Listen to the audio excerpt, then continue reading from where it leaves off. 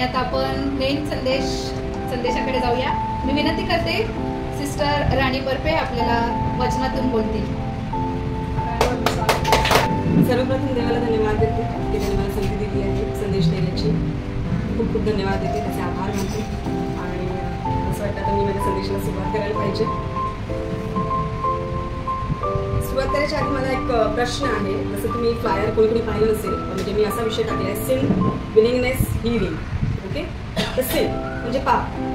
मग beach beach में मी बोलूंगी हिंदी में. तर मला हे विचारायचं आहे, पाप म्हणजे काय, म्हणजे तुमचं डेफिनेशन काय आहे? Missing the mark. Which mark? In biblical manner. Perfection say deviate from perfection. Exactly. आज्ञा बोलणे. Yes. अजून काय? Deviation from perfection. Because God is perfect. अजून? तो disobedience. होईल. दादाने मी बोलतो ना. That is true. पाप हा नेहमीच अडथळा असतो जो आपल्याला देवाजवळ जाण्यापासून किंवा त्याच्याशी जोडलेल्या भावनांपासून वेगळा करतो. तो एक बॅरियर आहे, तो एक अडथळा आहे जो आपल्याला देवापासून काय करतो, दूर ठेवतो, लांब ठेवतो. ओके, देवाला हे माहित आहे, म्हणून तर तो पवित्र शास्त्रात काय सांगतो, ही पापे तुम्ही त्याच्या समोर आणावीत, म्हणजे तो तुम्हाला काय करेल, शुद्ध करेल. ओके, पाप, विलिंगनेस अँड हिलिंग. शुद्ध कशा प्रकारे परमेश्वर करतो ते आपण पुढे बघूया. आता आपण करूया स्तोत्र संहिता 51 ह्याचा 51 अध्याय, स्तोत्र संहिता 51 अध्याय त्याचं दुसरं वचन. मला माझे दोष पूर्णपणे काढून टाक, माझे पाप दूर करून मला निर्मळ कर. एक्झॅक्टली, दाविदाचं स्तोत्र आहे. दाविदाची ही प्रार्थना आहे. तो काय म्हणतो परमेश्वराला, मला धुवून मला पूर्णपणे माझे दोष पूर्णपणे काढून टाक आणि तू मला काय कर, निर्मळ कर. एक्झॅक्टली, आपल्याला दाविदाची स्टोरी माहितीच आहे. तो स्वतः कबूल करतो परमेश्वराकडे आपले पाप आणि तो काय म्हणतो की तू मला शुद्ध कर, तू मला निर्मळ कर. ओके, आता आपण बोलूया मेन वचनाकडे. मत्ते ह्याचा 8वा अध्याय 1 आणि 2 वाचू. मत्ते पहिलं ह्याचं काय आहे, मग तो डोंगरावरून उतरल्यावर लोकांचे थवे त्याच्या मागे चालले. थवे म्हणजे मोठा लोकसमुदाय. थवे इन द सेन्स क्राऊड. मग तिथे हजारो लाखो लोक असतील, नाही का, ते इथे मेन्शन केलं नाही, परंतु लोक म्हणजे भरपूर मोठा लोकसमुदाय त्याच्या मागे चालला. आणि पहा, एक कुष्ठरोगी, मी हे असं मी मेन्शन करून बोलत आहे, काही शब्दग्रंथ मला त्याच्यावरच बोलायचंय. एक कुष्ठरोगी त्याच्याकडे आला. आता प्रियानं, कुष्ठरोग म्हणजे तुम्हाला माहिती आहे का, हे पापाचे चिन्ह आहे. कुष्ठरोग हे काय आहे, पापाचे चिन्ह आहे. म्हणजे त्या काळात पण कुष्ठरोगांना समाजातून काय करायचे, घालून द्यायचे.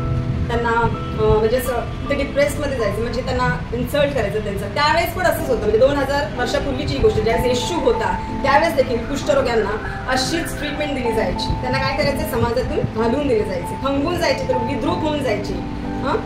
पाप हे असंच असतं प्रियांना. ओके, सेकंड मध्ये परमेश्वराचं वचन सांगतं, आणि पहा, एक कुष्ठरोगी त्याच्याकडे आला व त्याच्या पाया पडून म्हणाला, प्रभूजी, आपली इच्छा असली तर मला शुद्ध करण्यास आपण समर्थ आहात. पाया पडून म्हणजे प्रश्न आहे तुमच्या.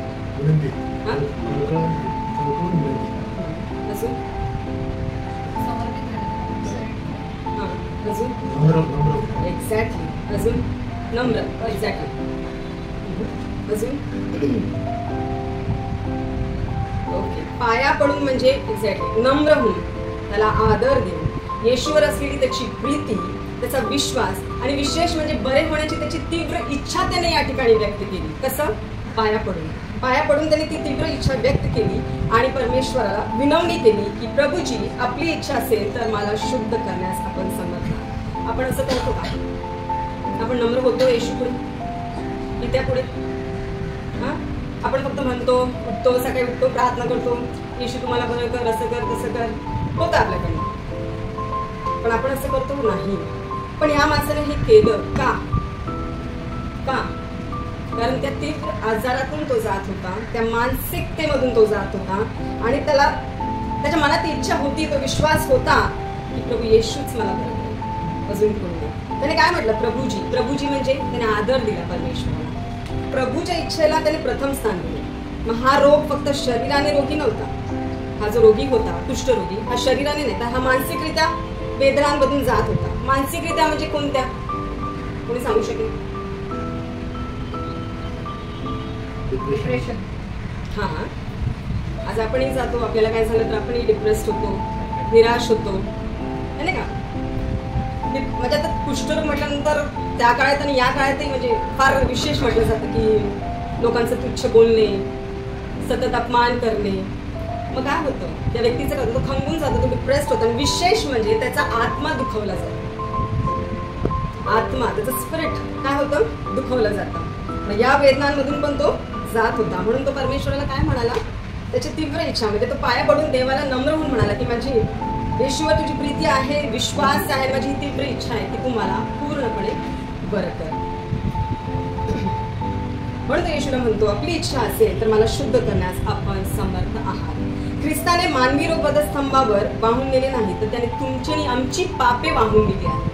वधस्तंभावर त्याने मानवी रोग नाही तर आपली पापे वाहून नेली. म्हणा, सगळ्यांनी म्हणा की येशू ख्रिस्ताने वधस्तंभावर आमची पापे वाहून नेली आहेत.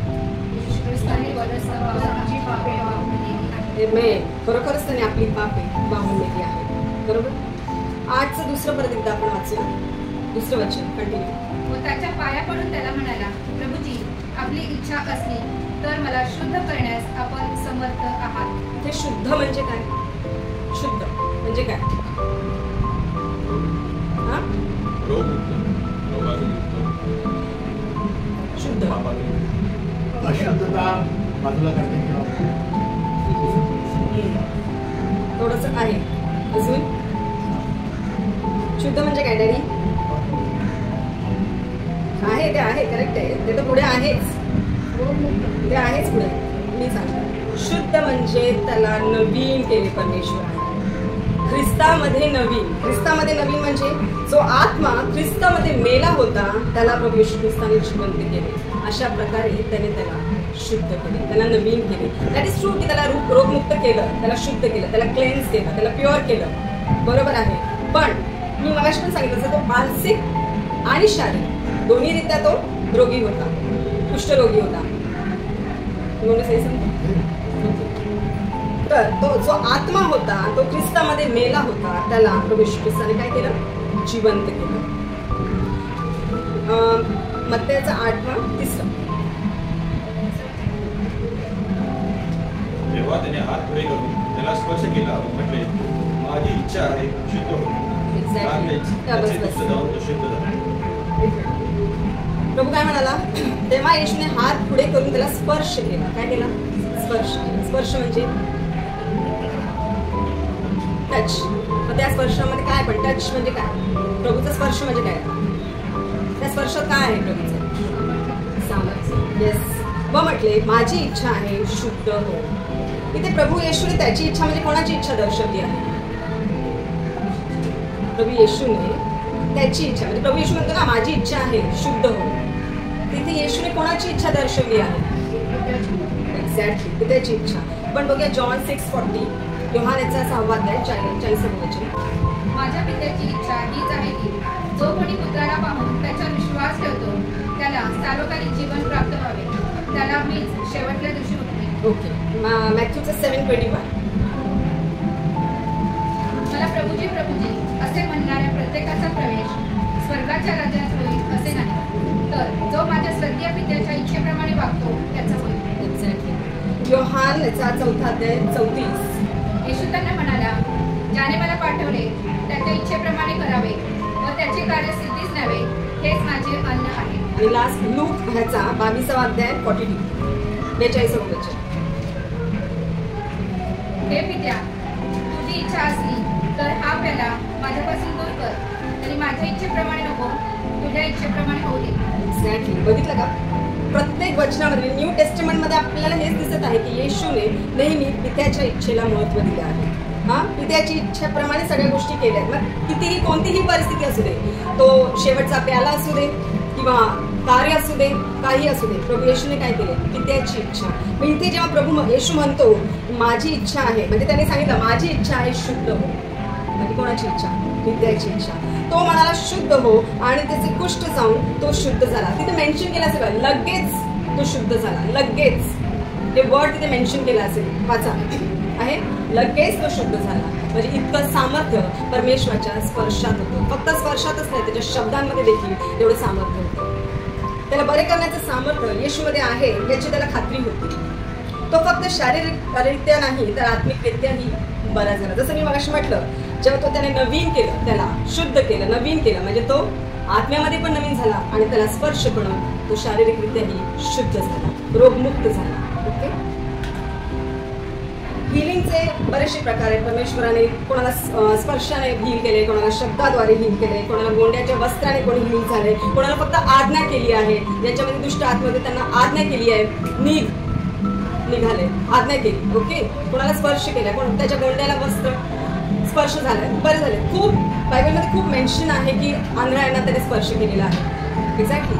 स्पर्शातच सामर्थ्य, प्रभू येशूच्या स्पर्शातच सामर्थ्य.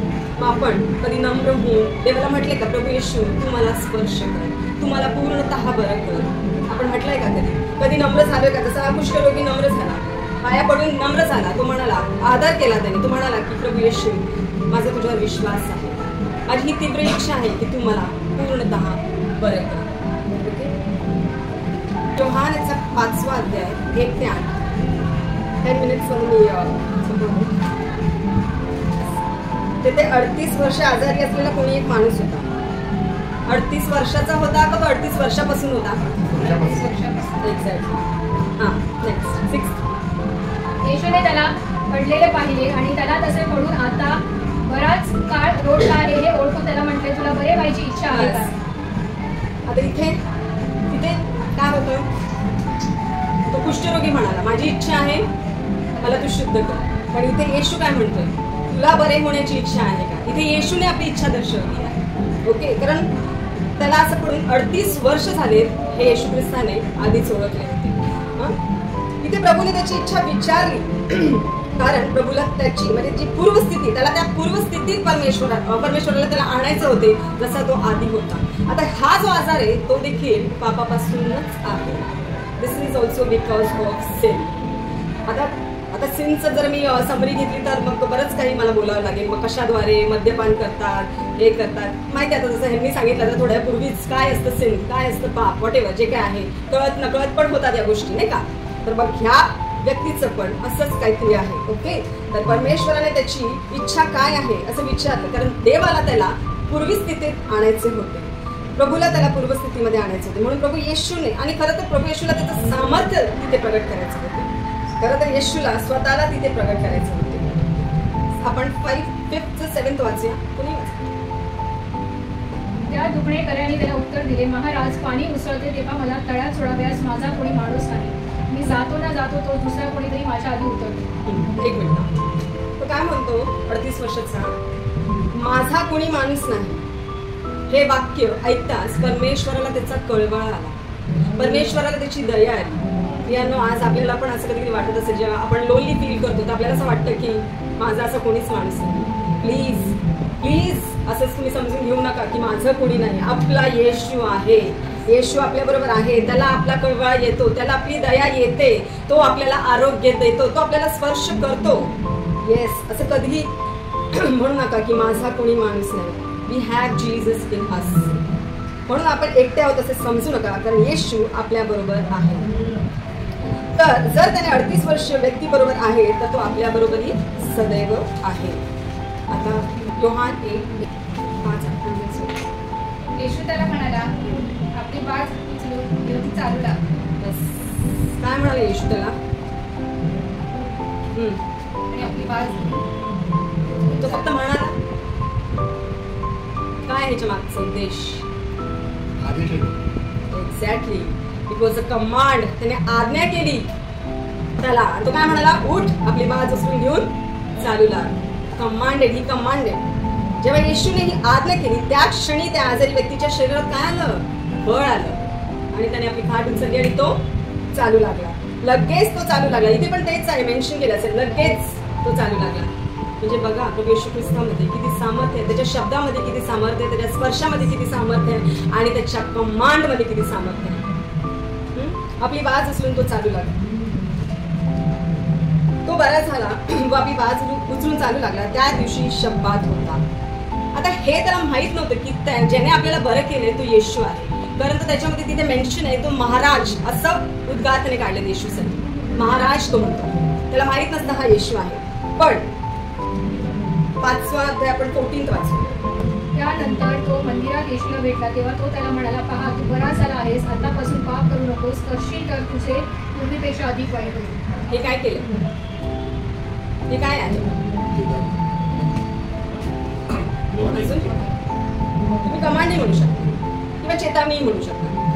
ठीक आहे, म्हणजे त्याला कमांड पण केली, त्याने आज्ञा पण केली की तू यापुढे असं काही करू नकोस, करशील तर तुझे पूर्वीपेक्षा वाईट दिवस येतील. ख्रिस्ताने आपणास पाप रोगापासून मुक्त केला आहे व तो आपणाला ही दुसरी आज्ञा देत आहे, पहिली पण आणि ही दुसरी पण, तुम्ही असं करू नका. इन शॉर्टमध्ये हा मेसेज मी दिला आहे. मला फक्त एवढंच सांगायचं आहे की येशू ख्रिस्त आपला जिवंत परमेश्वर आहे. जर तो, म्हणजे आपण बायबलमध्ये वाचले, न्यू टेस्टमेंटमध्ये तर खूप ठिकाणी आहे की त्याने किती मिरॅकल्स केलेत, किती चांगले कृत्य केलेत, लोकांना बरे केले, आंधळ्यांना डोळे दिले आहेत, नाही का, खूप मिरॅकल्स केलेले आहेत. त्याच्यामध्ये जे सामर्थ्य आहे ते कोणामध्येच नाही. तो जिवंत परमेश्वर है. बच्चों, क्या आप मानते हो यीशु जिंदा परमेश्वर है? हाँ, वो है. जैसे वो 2 जन जो आए यहाँ पे टेस्टिमनी देने के लिए, वाकई में मुझे बहुत आनंद हुआ और वाकई में आपको देख के ऐसे लगा कि नहीं, आप कुछ तो करोगे प्रभु के लिए. हाँ, आगे जाके जो गॉस्पेल तुमको देना है तुम दोगे, परमेश्वर के लिए वो तुम कार्य करोगे. मैं प्रभु का धन्यवाद देती हूँ इसकी, और अर्चना को भी थैंक्स बोलती हूँ, सभी को थँक्स बोलती हूँ. विशेष म्हणजे परमेश्वराला धन्यवाद देते की हा संदेश मी देऊ शकले. ही प्रभू येशूची कृपा आहे.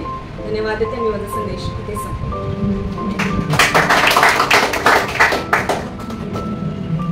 सुंदर संदेशाबद्दल धन्यवाद. प्रभूला धन्यवाद देते, कारण तो आपला आरोग्यदाता आहे. त्याच्या शब्दामध्ये आणि त्याच्या स्पर्शामध्ये जे सामर्थ्य आहे ते आपण अनुभवतो.